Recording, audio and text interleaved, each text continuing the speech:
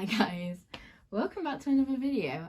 This one has actually been suggested by some of my good friends over on Instagram. Follow me at charlottesclubfoot. But today is going to be another Let's Talk Tuesday. I am back home, as you can see. I'm pre-filming in the hope that I'll actually keep to a schedule when I'm on holiday in the next few weeks. And I'm back on my custom desk chair that I got from uni through DSA. I talked about that in a video that I will link hopefully above, not probably on this side, it's probably on this side. But without further ado, let's get into today's video. So for today's Let's Talk Tuesday, I thought I would talk about dealing with chronic illness and mainstream education. So I did have the privilege of dealing with most of mainstream education without having it extremely affecting my life, because I only got diagnosed with CLPS technically after I left sixth form, but I was dealing with chronic pain from around about year 9. I was dealing with a lot of issues. So my main top tip, like number one top tip that you've got to do is 100% you need to talk to someone and you need to make yourself clear. You need to find, in the UK, most schools will have a SENCO or someone who is special educational needs coordinator or whatever your disability services at your school or your college or even your university. Talk to them, because if they don't know, they can't help you, even if they may or may not be able to help, because it's you can have amazing disability teams or you can have disability teams which don't get you, but whatever happens, you have to tell someone, because if you don't tell someone, they can't help you because they don't know. So yeah, that's the first thing that you need to do. The second thing is know what accommodations you need. Think about whether or not you need to be able to bring a cushion to class, need extra time to get in between classes. I had that. I had extra time to get in between classes. I had access to the lift at my school in sixth form. So think about what accommodations can help you and advocate for yourself, or get your parents to help advocate for you. Those kind of adaptations that you need. Making sure that you know where, if you're in a wheelchair, knowing where the accessible toilets are and things like that. Things like that will really, really help you to make sure that you can make the most of mainstream education. Another one is, honestly, to plan your time, to know when you might get homework. Okay, well today I know I've got this and it's got to be done for that time. Okay, well I've got this in first, so I'm going to do this. And try and prioritize your time. I'm not gonna lie, mainstream education is hard, especially when you're diagnosed, or mainstream education isn't necessarily the most accessible thing in the world, which that shouldn't be the case, but it is. So you need to definitely advocate for yourself. Make sure your teachers know. It was written on, our school had something called Sims, which was like how we registered our attendance. So my issues were raised on Sims because I had to wear trainers, and that was something that happened pretty much from year 8 onwards. I had to wear trainers with my school uniform, black trainers. I didn't take the mick, but I had to wear trainers, like shoes that would not be considered school uniform. And I had a card. I had 2 cards. I had one that was, Charlotte is allowed to wear trainers, do not question her on this, because I actually got questioned by the assistant head of my school while I was wearing trainers, and the SENCO who was the deputy head by this point, went berserk at her because of the fact that she basically pulled me up and accused me of lying. So from that I got a card so no one could accuse me, and then also that I was allowed to leave lessons early, But then they also wrote that on Sims, so that if I had any supply teachers, because all my other teachers were aware, but if I ever had supply teachers, when they did the registers, it would come up, you know, Charlotte needs to be able to leave class early. It didn't always work, but, you know, it was what it was. So that's another thing. Again, making sure that you have like a rucksack that's super comfortable. Hang on, I will go and get my rucksack that I have for uni, and I will show you because mine is really good. One sec. And I'm back. So, being in university, I have to carry a lot of stuff. So on an average day in uni, I have my iPad, which I use to make lecture notes on, because I find it easier than typing. My laptop, so that I can convert my lecture notes into notes. I might have my lunch with me, and like hard drives, mouse, things like that. So I have this bag. It's super comfortable. It's got big padded like shoulders. Obviously it's not the prettiest looking bag in the world, but it's definitely really comfortable. And it's got a laptop, it's got an iPad holder, a laptop, and then it's got pockets this side, and again pockets on the front. And this has been so good for uni because it's pretty nice and lightweight. Got like a charging port on it that I can put an emergency charger onto. It's really good. So make sure you have a bag that is comfortable for you, that suits you and your needs, where it needs to be able to, you know, fit on the back of a rucksack, not be too heavy, things like that. Again, you know, weight of books and things like that is something that you can also talk to your Senko or disability advisor or whatever about, because again, that's one of the biggest things, is once they're aware, they can at least try and help you, whether or not your teachers stick to it, whether or not, you know, your school is amazingly accessible. That is completely, you know, something that is out of your control, but telling someone what you need and how they can help you is 100% something that you can do and should do, especially. So yeah, my school kind of had to adapt just as much as I had to adapt.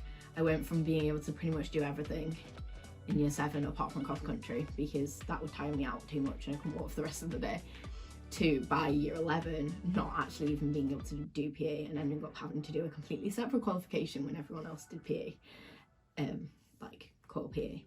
So, you know, things like that. The older you get, the more you're expected to self-advocate.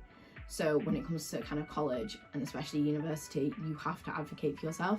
No one's going to come and like make sure that your needs are being met, which sucks, really. But with the correct accommodations in place and making sure that you pace and prioritize, mainstream education is 100% doable. You can survive it with having a chronic illness. At the end of the day, whether you get out of bed and make it to school for half a day or even an hour, that's incredible. You just have to make sure you prioritize. Tell someone, please tell someone about your issues, and if things aren't being met, like, tell them again. Like, the amount of times that I would go to my Senko and just be like, I can't do PA and I can't sit on the sidelines because I'm not even doing anything. I'm not refereeing because I don't know the rules, because I never learnt the rules properly, because I never liked PA anyway. So I never learnt the rules and I'm not doing anything. I'm literally just sat on the sidelines. Can I please do something else? Because it's not worthwhile me even going to the class.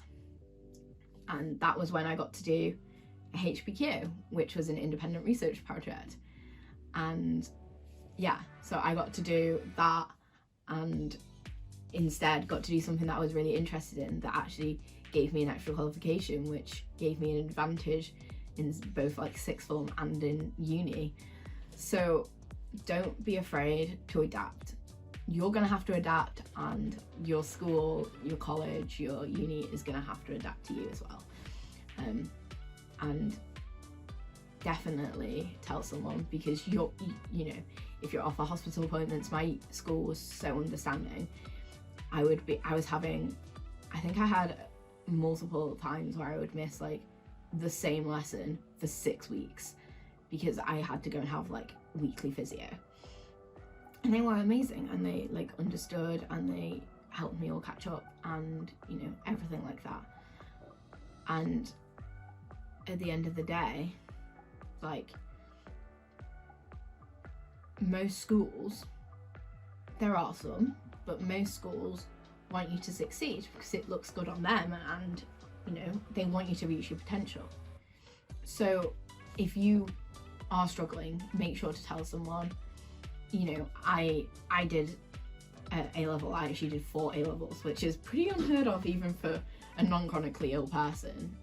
Now I did the equivalent of 4 A-levels, so I did a double BTEC, and things like my coursework was being done, you know, when I was in a hospital and things like that.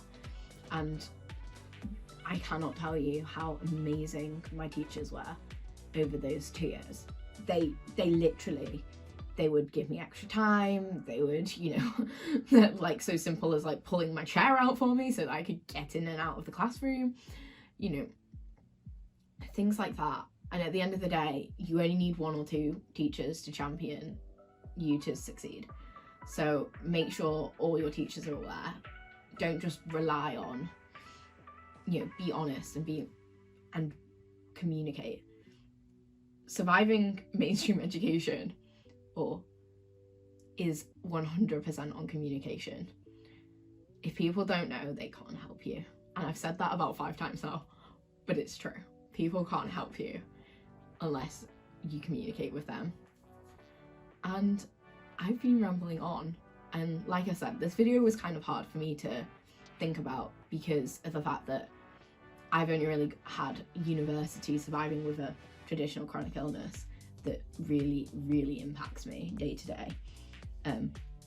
I had issues in school, but it didn't get to the point of where I am now.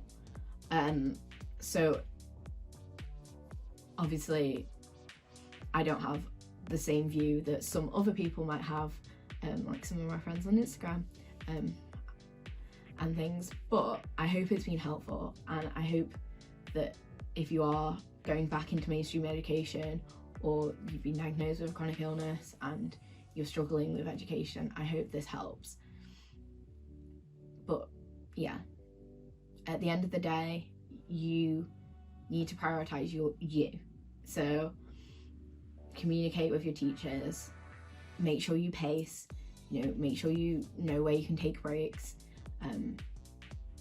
You know, if there's a lift in your school, make sure you have the key to it, even if you can do stairs. If stairs tire you out, I could do stairs. There was times that the lift was taking forever in my school, and I did the stairs because I couldn't be bothered to wait and be late to my class. But at the end of the day, I had that option, and I had access to the lifts, and I could use them, and no one questioned it. In fact, everyone knew that knew me, like all the science texts that used the lift to get like the trolleys around and things like that. At the end of the day, teachers care, and they're there to help you. So, you know, things like maybe if you're going to be missing like a time for an operation or something like that, making sure that teachers are aware so that they can send you the work. Like my teacher, I'm pretty sure I was having an operation over the holidays, like over Easter, and I told her, and she was like, oh, it's fine, don't worry, like this is the work we're going to be doing, but don't worry about getting it completed, you know, focus on yourself, get like fit first, and we'll go through it when you come back. And that was, you know, and we were coming up to like close to coming up to the brief of like us doing like the actual assessment. So yeah, just make sure everyone's aware, and you know, it's okay if you need to have a day off. Just make sure that, you know, your teachers are aware so that they can help you catch back up again. That's the hardest thing, catching up when you've missed content, even in like school, is really hard. And that's one of the things that communicating with your teachers can really help you with. And don't be afraid to tell them they'll understand, and if they're a good teacher, that is, they'll understand, and you'll, you know, have a much better outlook on your education, and hopefully you'll feel a lot more confident to move on in your life.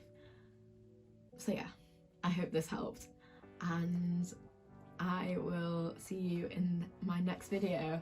I forgot to tell you all to subscribe. If this is the first video you've seen of mine, or you're not subscribed already, subscribe.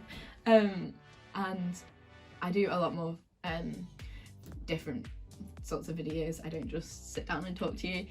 Let's Talk Tuesday is kind of like one of my series that I've got going on, and I have a chronic illness, so I get brain fog.